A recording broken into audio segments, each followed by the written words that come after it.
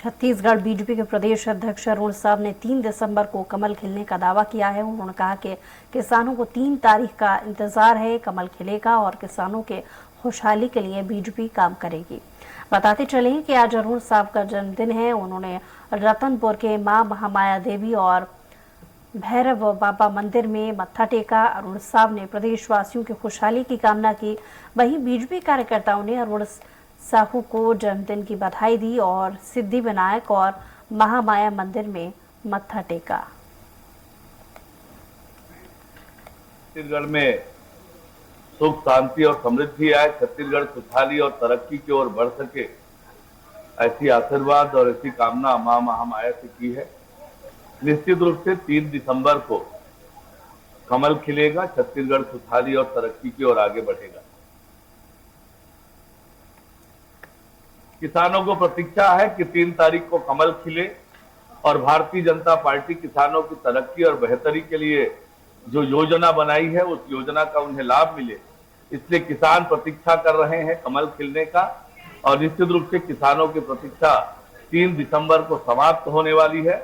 किसानों की तरक्की और बेहतरी का काम भारतीय जनता पार्टी की सरकार करेगी। छत्तीसगढ़ विधानसभा चुनाव संपन्न हो चुका है। 3 दिसंबर को चुनाव परिणाम आएंगे और इसके पहले बीजेपी और कांग्रेस दोनों ही दलों के नेता अपनी जीत को लेकर आश्वस्त नजर आ रहे हैं।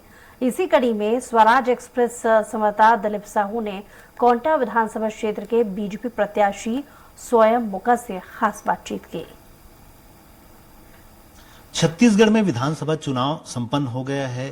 भाजपा कांग्रेस दोनों के अपने अपने दावे हैं और इसी कड़ी में हमारे साथ जो कोंटा के प्रत्याशी है, भाजपा के प्रत्याशी स्वयं मुक्का जी है, बस्तर के क्षेत्र से आते हैं और इन्होंने इस बार जो मंत्री कवासी लखमा के खिलाफ चुनाव लड़ा है और काफी दावे हैं इनके जीत को लेकर। हम सीधे इनसे चर्चा करेंगे, जानेंगे। पहले तो मुक्का जी, आपका स्वागत है रायपुर में।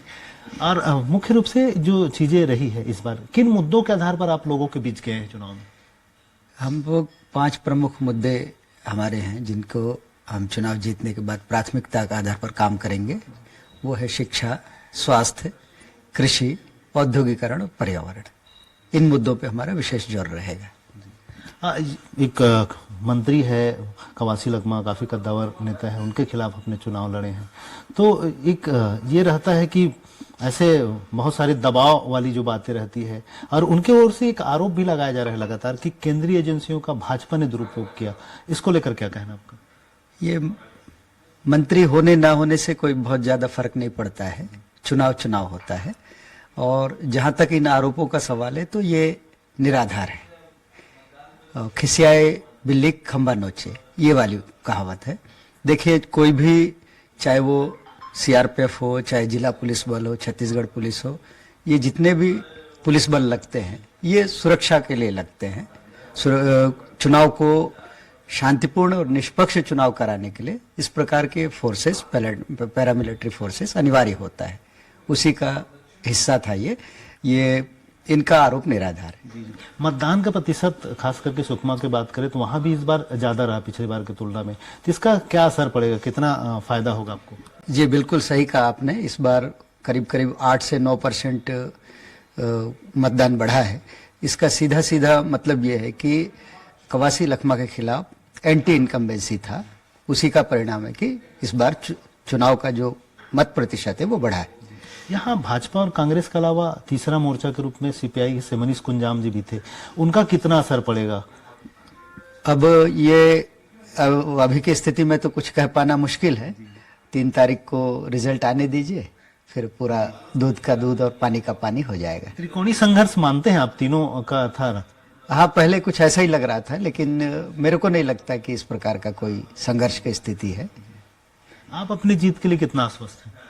अब मैं कोई दावा या आपत्ति करने के लिए तो नहीं आया हूं, मगर इतना है कि जिस प्रकार से लोगों का अपार जन समर्थन प्राप्त था, भारतीय जनता के प्रति लोगों का रुझान, और साथ ही साथ जहां भी कवासी लखमा या कांग्रेस के लोग जाते थे उनको खदेड़ने का काम कर रही थी जनता ने, मतदाताओं ने उनको गांव से भगाने का काम किया।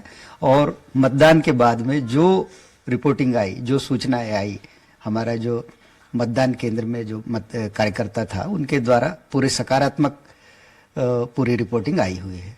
जी, दोनों पार्टियों ने घोषणा पत्र में काफी लोग लुभावन बातें कही, आपके ओर से भी कही। घोषणा पत्र का कितना असर पड़ेगा इस चुनाव में, क्या लगता है आपको? जी हाँ, बिल्कुल इस बार घोषणा पत्र का असर होने जा रहा है।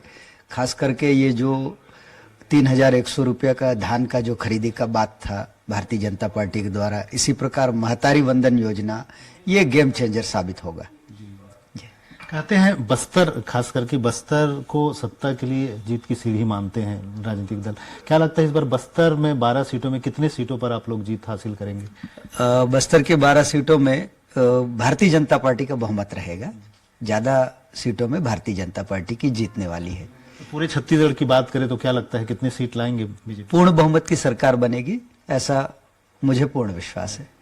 जी बिल्कुल। तो ये है स्वयं मुक्का जी, इनका अपूर्ण विश्वास है और इनका एक दावा भी है कि भारतीय जनता पार्टी ने जिस तरह से काम किया है, उनके घोषणा पत्र की बात करें या सभी तरीकों से जिस तरह से जनता के बीच पहुंचे हैं, उससे कहीं न कहीं उसका फायदा मिलेगा और ये पूर्ण बहुमत के साथ सरकार बना रहे हैं। लेकिन अब देखना होगा 3 दिसंबर को ही पता चल पाएगा कि इनके दावों में कितनी दम है, ये तो देखने वाली बात होगी। लेकिन फिलहाल इनका दावा काफी मजबूत नजर आ रहा है। कैमरा पर्सन संतोष के साथ स्वराज एक्सप्रेस के लिए रायपुर से दिलीप साहू।